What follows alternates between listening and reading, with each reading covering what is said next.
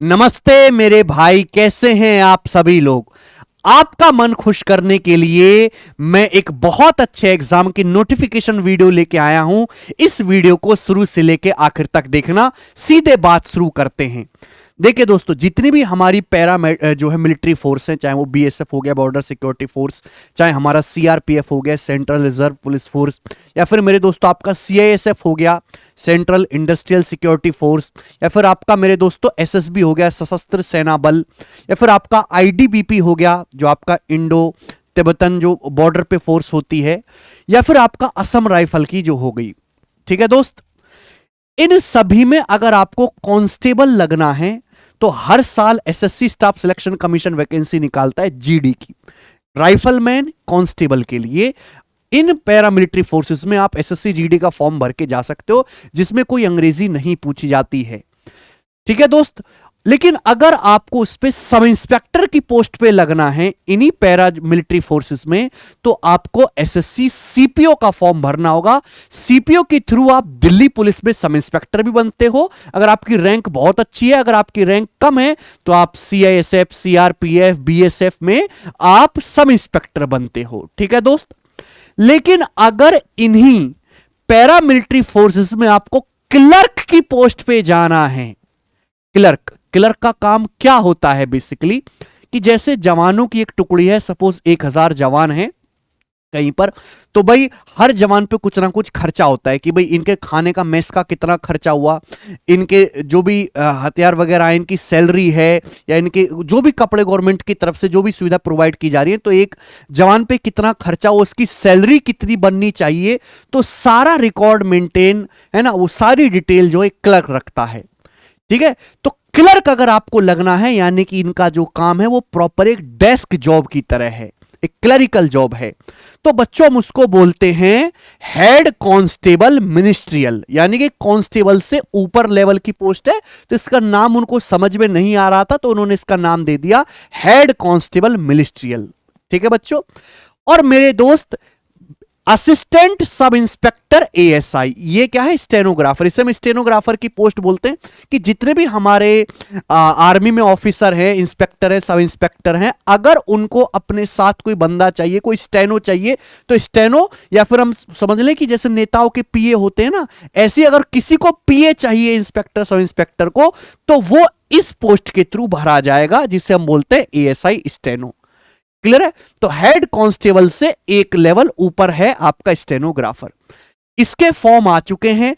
पहले हर paramilitary force अलग अलग पेपर करवाता था। सीएसएफ वाले अलग करवा रहे हैं, सीआरपीएफ वाले अलग करवा रहे हैं, असम राइफल वाले, एसएसबी वाले अलग करवा रहे हैं, और थोड़ी थोड़ी वैकेंसी आती थी इसमें। जैसे जीडी में हमारे क्या होता है, 20-25 हजार वैकेंसी आती हैं, जैसे इस बार शायद 27,000 वैकेंसी थी, इसमें वैकेंसी कम आती है 500,000। अब अलग अलग पेपर करवाना पड़ता था, फिर उनका फिजिकल भी मेडिकल भी करवाना पड़ता था।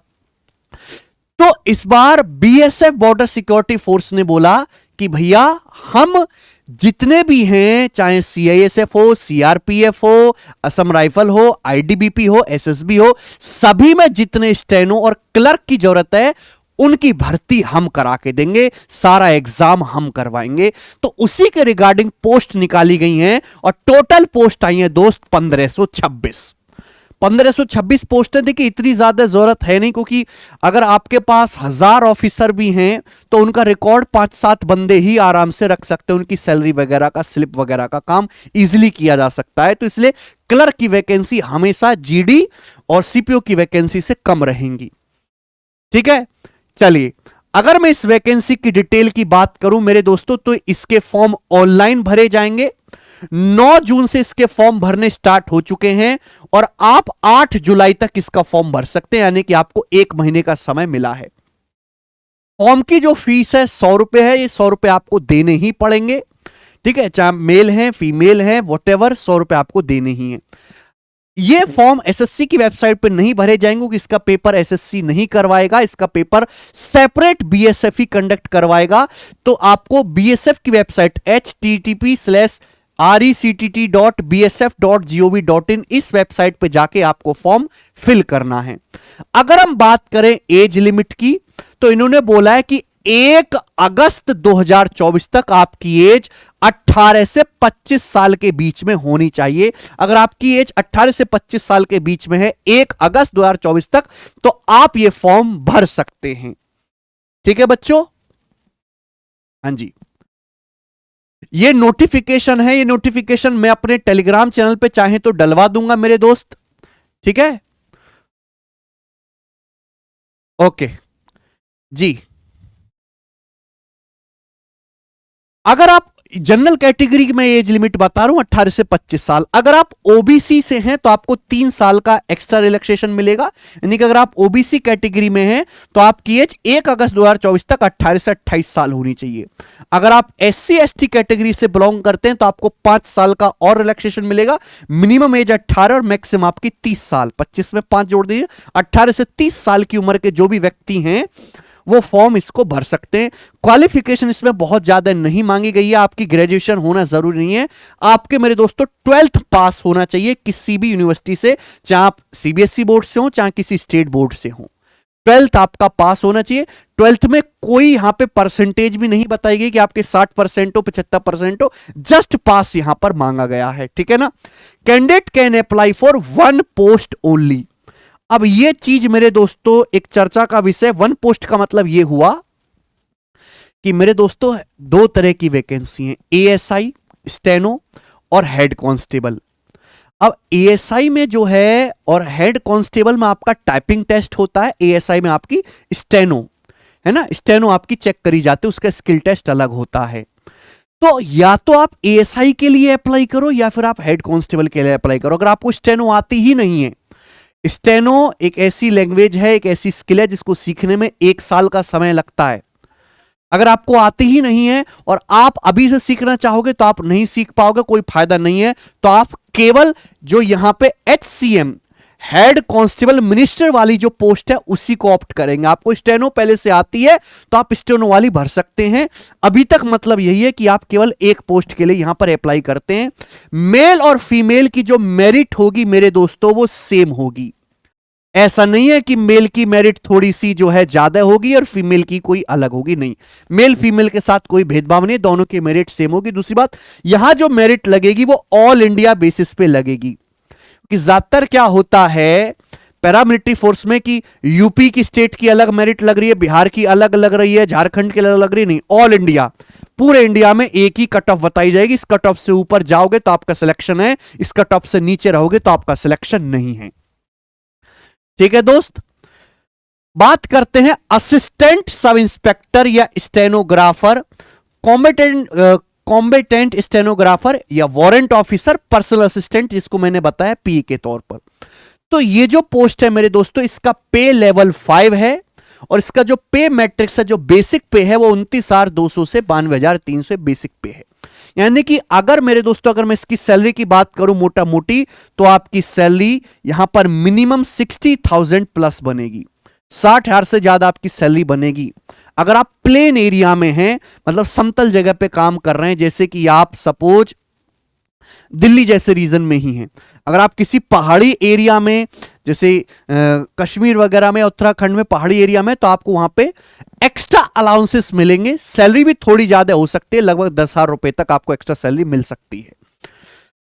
हेड कांस्टेबल मिनिस्ट्रियल या क्लर्क की अगर हम बात करें, क्या है बेटा, ये क्लर्क है ना, ये कांस्टेबल नहीं, आपको यहां पे बंदूक लेके खड़े नहीं रहना है धूप में, आपको मस्त एक केबिन में बैठ के डेस्क पे लैपटॉप सिस्टम पे जो है सैलरी बनाने, स्लिप बनाने, खर्चे का हिसाब किताब आपको रखना है, दैट्स इट। ठीक है दोस्त, तो लेकिन उसको नाम दे दिया है हेड कांस्टेबल। तो head constable ministerial, combatant ministerial और हवलदार क्लर्क, क्लर्क यहां पे लिखा हुआ है, इसका पे लेवल 4 है, यानी कि इसकी सैलरी ज्यादा रहेगी स्टेनो की और हेड कांस्टेबल की सैलरी, क्लर्क की सैलरी कम रहेगी। बेसिक पे स्केल 25,500 है मेरे दोस्तों। अगर हम बात करें तो इसकी सैलरी 56,000 के आसपास बनती है, 56,000 के आसपास इसकी सैलरी आपकी बनेगी। अच्छी खासी सैलरी है मेरे दोस्त ये। इसके अलावा बहुत सारे अलाउंसेस भी मिलते हैं मेरे दोस्त। अगर हम वैकेंसी की बात करें तो assistant sub inspector ASI steno में टोटल मिला के 243 वैकेंसी हैं टोटल। अब हमारी पैरामिलिट्री फोर्स बहुत सारी हैं, BSF border security force. Male और फीमेल की बात करें, अलग नहीं बताया गया है। मेल क्वालिफाइड कर लिए तो मेल भर्ती कर लेंगे, फीमेल क्वालिफाई करगी तो फीमेल कर लेंगे। मेल और फीमेल मिला के टोटल 2 वैकेंसी हैं। जनरल कैटेगरी में ईडब्ल्यूएस में 2 हैं, ओबीसी में कोई नहीं, एससी में 2 हैं, एसटी में 11, टोटल मिला के 17 वैकेंसी है। ऐसी सीआरपीएफ की बात करें, मेल फीमेल में मिला के 8 वैकेंसी है, ईडब्ल्यूएस में 2 हैं, ओबीसी की 6 हैं और टोटल 21 हैं। इसी तरीके से अगर हम बात करते हैं आईटीबीपी में ठीक है, मेल और फीमेल में मेल की 19 वैकेंसी हैं और यहां पे फीमेल की 3 हैं, सेपरेट बताया गया है। ठीक है, यहां पे नहीं है ऐसा। मेल की 5 है, फीमेल की 1 है। इस हिसाब से टोटल अगर हम काउंट कर लें तो 56 वैकेंसी आईटीबीपी में है। इंडो तिब्बतन बॉर्डर जो है ये फोर्स होती है। उसके बाद सीआईएसएफ मेल की 37 वैकेंसी है, जनरल कैटेगरी में, ओबीसी में 47 वैकेंसी हैं। तो किसी में कम या ज्यादा है, सब अपने हिसाब से जिसको जितनी जरूरत होती है वो वैकेंसी रिपोर्ट करते हैं और इसी के हिसाब से भर्ती हो जाएगी।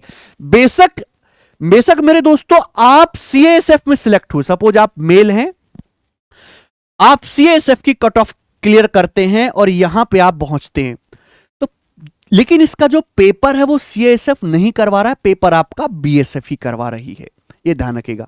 उसके बाद जो आपका सशस्त्र सेना बल है, मेल फीमेल की 2 वैकेंसी हैं, कुल मिला के यहां पे 3 ही वैकेंसी आई हैं, एक ओबीसी में। जब हम इनका टोटल मारेंगे तो हमको 243 वैकेंसी देखने को मिलेंगी, 243। ये वैकेंसी भी लगभग हर साल ही आती हैं और वैकेंसी की संख्या इतनी ही होती है। पहले सेपरेट करवाते थे तो 200 इसमें आ गई, 100 इसमें आ गई, इस तरीके से होता था। अब ये एक ही कंबाइंड पेपर यहां पर होगा। उसके बाद बात करें हेड कांस्टेबल यानी कि क्लर्क के लिए, टोटल वैकेंसी 1283 है। अगर मैं 1283 और 243 स्टेनो की वैकेंसी को जोड़ दूं तो कुल मिला के टोटल पोस्ट जो हो जाएंगी वो 1526 हो जाएंगी, दोनों को ऐड कर देंगे अगर आप। ठीक है बच्चे, तो हेड कांस्टेबल मिनिस्ट्रियल में, बीएसएफ में, जनरल में 80 वैकेंसी हैं, ओबीसी में 99, एसटी में 56, टोटल 302। इस हिसाब से आप देख सकते हैं, ये नोटिफिकेशन मैं अपने टेलीग्राम पे डलवा दूंगा। जब हर किसी को ऐड करोगे अलग अलग मिलिट्री फोर्सेस में तो 1283 वैकेंसी आपको क्लर्क में आई है। सैलरी इसकी 56,000 के आसपास आपकी बनेगी। हाँ, ऐसा नहीं कि आप क्लर्क हो, आप डेस्क जॉब कर रहे हो तो आपको वर्दी नहीं मिलेगी, आपको वर्दी मिलेगी और वर्दी पहनना कंपलसरी है। वर्दी में पहन के ही आप वहां बैठ के काम करोगे, सैलरी स्लिप बनाओगे। ठीक है, यह बात ध्यान देने वाली है। ओके, इसलिए इसको यहां पे इन्होंने हेड कांस्टेबल ही नाम दिया है, सीधा सीधा क्लर्क नहीं लिखा है। स्कीम ऑफ एग्जामिनेशन कैसे होगा? जनरली क्या होता है, जैसे हम सीपीओ का या जीडी का पेपर देखते हैं कि पहले आपका कंप्यूटर बेस्ड पेपर होगा, पहले आपका टेस्ट होगा, फिर उसके बाद जो है आपका फिजिकल मेडिकल करवाया जाएगा। यहां पे उल्टा है, क्योंकि इनके पास बहुत बड़ी व्यवस्था है फिजिकल करवाने की। तो फिजिकल में पहले भीड़ छांट देंगे, उसके बाद आपका एक कंप्यूटर बेस्ड टेस्ट लेंगे। ठीक है, तो पहले आपका फिजिकल स्टैंडर्ड टेस्ट कराया जाएगा, पीएसटी। फिजिकल स्टैंडर्ड टेस्ट मतलब आपकी हाइट, चेस्ट, ये सब चेक करी जाएगी, वेट वगैरह। फिर आपका फिजिकल एफिशिएंसी टेस्ट होगा, क्षमता का टेस्ट होगा, शारीरिक क्षमता टेस्ट। शारीरिक क्षमता में आपको रनिंग करा के देखा जाएगा, है ना, वो भी जो थोड़ी बहुत लंबी ऊंची कूद वगैरह, वो सब आपको करवा के देखा जाएगा। जब आप फिजिकल स्टैंडर्ड टेस्ट और फिजिकल एफिशिएंसी टेस्ट क्वालिफाई कर लोगे तो उसके कुछ टाइम के बाद आपका कंप्यूटर बेस्ड टेस्ट होगा, CBT-1, और इसमें केवल एक ही पेपर मेरे दोस्तों आपका होगा। ऐसा नहीं कि पहले प्री दे रहे हैं फिर मेंस दे रहे हैं, कोई इंटरव्यू नहीं है, कोई डिस्क्रिप्टिव नहीं है, ना आपको कोई ऐसे लेटर लिखना, केवल आपको एक ही रिटन पेपर जो है ये वाला क्लियर करना है। पहले physical standard, physical efficiency test, फिर आपका CBT, आपको कंप्यूटर बेस्ड टेस्ट क्लियर करना है। उसके बाद आपका कोई मेंस नहीं होगा, सीधा आप तीसरे फेज में पहुंच जाओगे। आपका होगा स्किल टेस्ट। स्किल टेस्ट दोनों पोस्ट के लिए अलग अलग है। अगर आप स्टेनोग्राफर एएसआई की पोस्ट पे जा रहे हैं तो आपको स्टेनो लैंग्वेज का होगा, और अगर आप क्लर्कल पोस्ट पे जा रहे हैं तो आपका मात्र टाइपिंग टेस्ट होगा, फिर डॉक्यूमेंट वेरिफिकेशन होगा और आपका मेडिकल एग्जामिनेशन होगा सबसे आखिर में दोस्त। ठीक है, ये चीज होनी है। और अगर हम बात करें, जैसे भी तो फॉर्म आए हुए, 1 महीने फॉर्म चलेंगे, अगले महीने 10 जुलाई तक, जुलाई, अगस्त, सितंबर, ये समझो कि अक्टूबर में ही आपका ये करवा पाएंगे फिजिकल स्टैंडर्ड टेस्ट। और उसके अगर 2 महीने भी मान लें, अक्टूबर, नवंबर, दिसंबर, यानी कि साल के आखिर में ही आपका ये पेपर होगा। जहां तक मेरा अंदाजा है, ठीक है ना। अगर ये तेजी तेजी भी करवाते हैं और भी जल्दी करवा सकते हैं, लेकिन 15-20 दिन ऊपर नीचे समझिए कि साल के आखिर में ही आपका ये पेपर होना है, ठीक है बच्चे। चलो पॉइंट नंबर 14 दिखाओ केशव।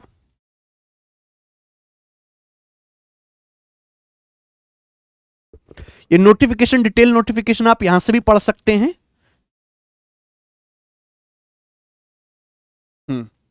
देखो दोस्तों,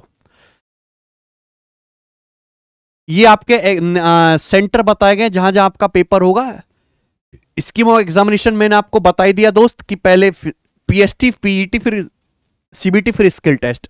फिजिकल स्टैंडर्ड टेस्ट में अगर आप मेल कैंडिडेट हैं तो आपकी हाइट 165 सेंटीमीटर होनी चाहिए, चेस्ट 77 सेंटीमीटर होनी चाहिए अनएक्सपेंडेड, छाती फुला के 82 सेंटीमीटर आपकी होनी चाहिए। लेकिन यहां पे ना जो हमारे गढ़वालीज हैं, है ना, जो गोरखास हैं, डोगरास हैं, जो मराठास हैं, जो हिल एरिया से बिलोंग करते हैं, सिक्किम, नागालैंड, अरुणाचल प्रदेश से, उनकी हाइट, क्योंकि उनकी हाइट जनरली हम लोगों से थोड़ी कम होती है, यूपी, बिहार, सेंट्रल इंडियन से, तो 162.5 सेंटीमीटर उनकी हाइट मांगी गई है। चेस्ट में कोई छूट नहीं है, चेस्ट वही आपको चाहिए 77 और 82, ठीक है।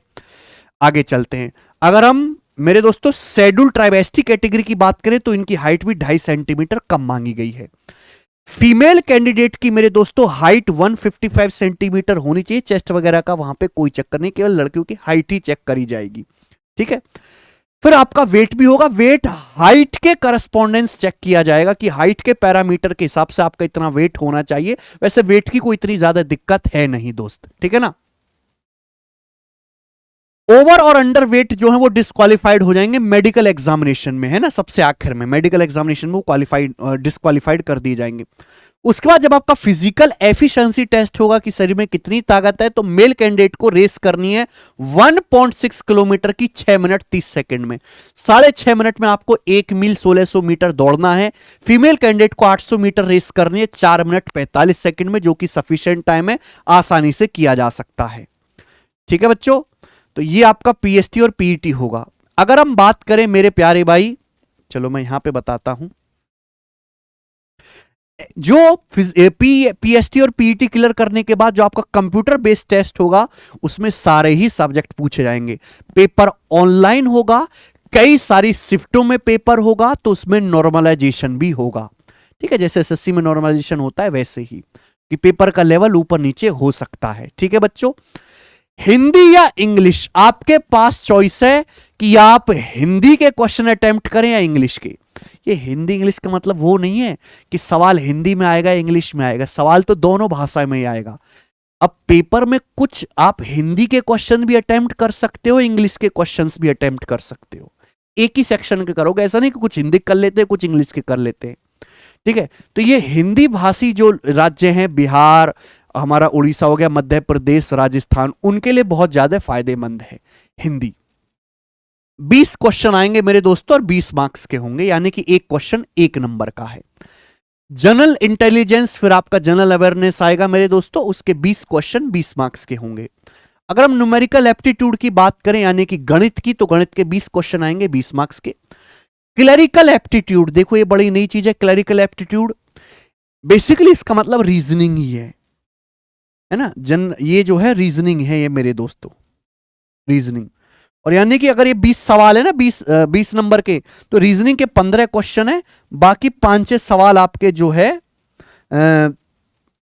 इंग्लिश वगैरह के पूछ लेगा या करंट अफेयर के पूछ लेगा, इस तरीके के होंगे बाकी। और आपका कंप्यूटर नॉलेज, इसमें बहुत सारे बच्चे जो है कम स्कोर करते हैं, है ना, क्योंकि गांव देहात के बच्चों की कंप्यूटर नॉलेज कम होती है, तो उसमें ये वाला सेक्शन उनका वीक रह जाता है।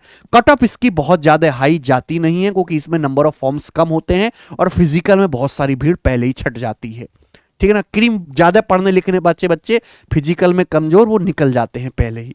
फिर कंप्यूटर नॉलेज के 20 क्वेश्चन 20 मार्क्स के होंगे, यानी कि टोटल आपके 100 क्वेश्चन होंगे, 100 जो है, हाँ 100 मार्क्स का पेपर होगा। 100 क्वेश्चन करने के लिए आपको 100 ही मिनट दिया जाएगा, 1 घंटे 40 मिनट का समय होगा, एक क्वेश्चन 1 मार्क्स का है। अभी तक के हिसाब से कोई नेगेटिव मार्किंग इसमें नहीं है, ठीक है जी। तो ये सारी जानकारी थी, और मेरे दोस्त इसमें कोई चीज एक्स्ट्रा होती है तो मैं आपको बता दूंगा। हालांकि मोटी मोटी जो बातें हैं वो यही हैं। बोला number of candidate qualified in computer based test will be restricted 30 times the number of vacancy for the post of ASI and 10 times the number of vacancy for the post of HC clerk. ठीक है भाई, यहां ये कह रहे हैं कि जितनी वैकेंसी एएसआई की हैं, स्टेनो की हैं, उससे 30 गुना ज्यादा हम क्वालिफाई करेंगे सीबीटी में, कंप्यूटर बेस्ड टेस्ट में, स्टेनो के लिए, एएसआई के लिए। क्यों कि स्टेनो में उनको पता है बहुत सारे बालक फेल हो जाने, इसलिए एक पोस्ट के लिए 30 लड़के क्वालिफाई करेंगे। लेकिन क्लर्क के लिए वो 10 गुना ही मेरे दोस्तों जो है क्वालिफाई करेंगे सीबीटी में। अगर क्लर्क की वैकेंसी 1283 है तो सीबीटी में इसका 10 गुना यानी कि लगभग 13,000 बच्चे जो है वो क्वालिफाई किए जाएंगे। फिर यहां पे मेरे दोस्तों जो है सिलेबस बताया गया कि जो बच्चे इंग्लिश के क्वेश्चन अटेम्प्ट करेंगे उनका सिलेबस ये है, एक्टिव पैसिव वॉइस उनसे पूछा जाएगा, और हिंदी भाषी के लिए वही सर्वनाम, अलंकार, क्लर्क, ये सब आता है मेरे दोस्तों, मुहावरे, काल, वाच्य, ये ठीक है। जनरल इंटेलिजेंस हो गया दोस्तों, ये रीजनिंग, ये एक तरीके से न्यूमेरिकल एप्टीट्यूड, इसमें त्रिकोणमिति के कुछ सवाल आएंगे, स्टैटिक्स इसमें ज्यादा आता है, एडवांस मैथ इसमें पूछा जाएगा, बहुत बेसिक फॉर्मूले वाला, अर्थमेटिक्स से ज्यादा इसमें एडवांस मैथ पूछा जाता है, और उसमें सवालों का लेवल भी दमदार होता है दोस्तों। ठीक है ना, algebra, geometry, mensuration, trigonometry, statics और ये मिसलिनियस क्वेश्चंस। ठीक है बच्चों, क्लरिकल एप्टीट्यूड में देख लेते हैं क्या होगा। It will include alphabetical filling, attention to detail, data checking, comparison ability, spelling checking, spelling इसमें पूछेंगे, एरर पूछेंगे मेरे दोस्तों, और बाकी मिसलेनियस इश्यूज पे पूछ लेंगे, है ना। Related to aptitude of clerk. Skill test में आपको बताया गया, स्किल टेस्ट जो है एएसआई के लिए 10 मिनट्स 80 वर्ड्स, 10 मिनट्स आपको मिलेंगे 80 वर्ड्स पर minute, at the rate of 80 words पर मिनट। और आपका जो है मेरे दोस्तों जो मिनिस्ट्रियल के लिए जो टाइपिंग टेस्ट होगा, इंग्लिश की टाइपिंग स्पीड जो है वो मिनिमम 35 वर्ड्स पर मिनट होनी चाहिए कंप्यूटर पे। अगर आप टाइपिंग की आपकी चॉइस, आप इंग्लिश में भी कर सकते हैं, हिंदी में भी कर सकते हैं। हिंदी में जो आपकी टाइपिंग स्पीड है वो 30 वर्ड पर मिनट होनी चाहिए। मेरे हिसाब से हिंदी से कहीं ज्यादा आसान इंग्लिश की टाइपिंग अगर आप प्रैक्टिस करते हैं तो आपको इंग्लिश की टाइपिंग की प्रैक्टिस करनी चाहिए। स्टेनो इतने कम समय में सीखना नामुमकिन है, तो उसको आप बिल्कुल छोड़ दीजिए। जिनको स्टेनो ऑलरेडी आती है वही एएसआई की पोस्ट को फिल करे। ठीक है बच्चों, इसके बाद शायद उन्होंने 5% की एरर उन्होंने अलाउ करी होगी। हाँ, 5% की एरर अलाउड है। 5% से ज्यादा अगर आप एरर करते हैं टाइपिंग में, स्किल टेस्ट में, तो आप डिस्क्वालिफाइड हो जाओगे। ठीक है, तो ये सारी बातें आपको बतानी थी। यानी कि अगर किसी बच्चे ने एसएससी, जीडी और सीपीओ की तैयारी बेहतर लेवल पे कर रखी है, वो आंख बंद करके इस फॉर्म को भर सकता है। ठीक है ना। इसकी नोटिफिकेशन आपको हमारे टेलीग्राम चैनल पे मिल जाएगी। Maths by Gagan Pratap Telegram channel का नाम है। टेलीग्राम चैनल का जो लिंक है डिस्क्रिप्शन में पड़ा हुआ है। अगर आप ये क्लर्क की पोस्ट, ठीक है, आप इसको भरोगे, शायद आप सिलेक्ट भी हो जाओ। अगर आप और आगे पढ़ाई करना चाहते हो, सीजीएल, सीपीओ, सीडीएस, है ना, इन बड़े एग्जाम्स को टारगेट कर रहे हो, तो कैरिवल एप्लीकेशन पे जो हमारे रिकॉर्डेड क्लासेस अवेलेबल हैं 11 जून से, अर्थमेटिक एडवांस दोनों के लिए आप इनको ले सकते हैं। इसके एडमिशंस अभी ओपन हैं। ठीक है मेरे दोस्तों, कैरिवल एप्लीकेशन पर मतलब आपको अर्थमेटिक और एडवांस सभी की सारे के सारे चैप्टर्स की एक साथ ही रिकॉर्डेड क्लासेस मिल जाएंगी। इसकी वैलिडिटी अब हमने बढ़ा दी है 2 साल, और इसकी फीस बहुत सस्ती कर दी, जिससे कि हर बच्चा इसको अफोर्ड करके कम फीस में बेहतर तरीके से पढ़ पाए, मात्र 999 की फीस में। एक चीज मैं आपको बताना चाहूंगा कि मैथ्स का अगर आपको रिवीजन करना है तो जो हमारा यूट्यूब चैनल है मैथ्स वंडर इन सेकेंड्स, इस YouTube चैनल पर मैं डेली 3 शॉर्ट्स अपलोड करता हूं। अगर आप इस पे लगभग 1100 शॉर्ट्स पड़ी हुई हैं। अगर ये 1100 शॉर्ट्स आप देख डालो ना, ज्यादा नहीं लगेगा, हफ्ते भर में आप देख सकते हो। मैं दावे से कह सकता हूं कि गणित के 20 सवालों में से 15-16 सवाल आपको डायरेक्ट इन्हीं शॉर्ट्स से देखने को मिल जाएंगे। आपको कोई बैच पढ़ने तक की जरूरत नहीं पड़ेगी। ठीक है, तो maths wonder in second YouTube channel को आप पूरा खंगान डालिए। ठीक है ना, 1-1 मिनट की यहां पे शॉर्ट्स आपको मिल जाएंगी, अर्थमेटिक, एडवांस, कैलकुलेशन, ट्रिक्स, सब कुछ मेरे दोस्त। ठीक है बच्चों, ये पूरी डिटेल जानकारी थी जो मैंने आपको बताई एएसआई और हेड कांस्टेबल मिनिस्ट्रियल की पोस्ट के लिए। ये वीडियो आपको कैसा लगा मुझे कमेंट्स में जरूर बताएं। अगर आपका कोई डाउट है तो आप कमेंट्स में पूछ सकते हैं। अगर आप चाहते हैं कि मैं और भी एग्जाम की नोटिफिकेशन की वीडियो बनाता रहूं तो इस चैनल को सब्सक्राइब करो, दोस्तों के साथ शेयर करो। बहुत बहुत धन्यवाद भाई, बाय।